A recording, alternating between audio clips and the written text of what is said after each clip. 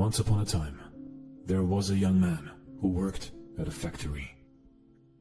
His mentor, an old technician, taught him to talk less, do more, and never stop developing his skills in every aspect of the factory's operations. 10 years later, the old man retired, and the young man became a technician himself. He continued to do his work with the same dedication and diligence as he was taught. One day, he visited his mentor. The old man saw that he seemed unhappy and asked what was troubling him. The young man sighed and poured his heart out. "I have been following your instructions exactly all these years. No matter what I work on, I keep quiet and focus on the job. I know I have done good work at the factory, and I have learned all the skills that can be learned there.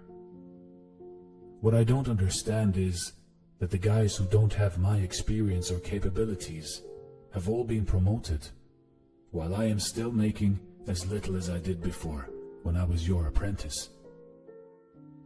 The old man asked, "Are you positive that you have become indispensable to the factory?" The young man nodded, "Yes." The old man paced back and forth to think. After a while, he turned to the young man. "You must request a day off, using whatever reason you like. It is time for you to give yourself a break." The young man was surprised by this advice, but the more he thought about it, the more it made sense. He thanked his teacher and left quickly to make a time-off request. When he returned to work after his day off, the manager called him into the office to tell him that things did not go well at the factory while he was gone. Others encountered many problems that normally would be handled by him, and they had no idea how to solve them. Realizing his importance, the manager decided to promote him to the position of senior technician, to thank him and encourage him to keep up the good work. The young man was grateful for his mentor's wisdom. Surely, he thought, this was the secret to success. From that point on, whenever the young man felt like he deserved more than what he was getting, he would take a day off. When he came back the next day, the situation would improve to his satisfaction. This pattern continued for months. One day, the young man found that he was blocked from going into the factory. Much to his shock, he found out that his employment was terminated. He could not believe it. Not knowing what else to do, he went back to see his mentor, to try to figure out how things had gone so wrong. "Why did I lose my job?" he asked with wounded pride. "Did I not do everything as you instructed?" "Actually, you did not, because you heard only half the lesson," the old man shook his head. "You understood right away that no one pays any attention to a light bulb that is always on. It is only when it goes off that people suddenly take notice and realize they've been taking it for granted.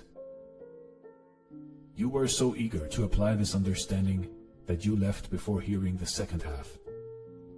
Second half?